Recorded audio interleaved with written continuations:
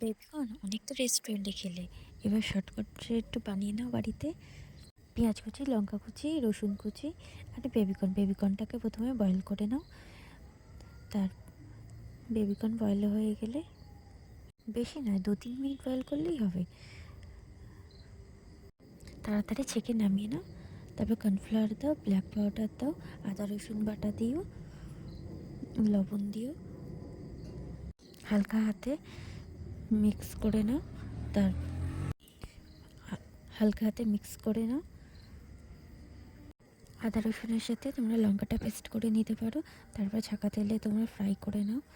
তারপর রসুন পেঁয়াজে ফ্রাই করে সসে chilli sauce, soya sauce gravy করে নিয়ে একটু চাট মশলা দিয়ে দাও। একটুখানি ফুটিয়ে নিয়ে পাশের বেবিকর্নগুলো আরেকবার ফ্রাই করে নিয়ে ওর সাথে মিক্স করে দিও।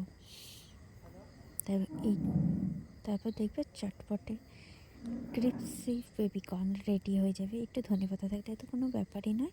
দেখো রেডি হয়ে গেছে, আমার তো জিভে জল চলে এসেছে। আর আমার হাজব্যান্ড তো দেখেই বলে রেস্টুরেন্টের মতন হয়েছে। মানে তোমরা যদি খেতে চাও তাড়াতাড়ি বাড়িতে একবার ট্রাই করো। বাই।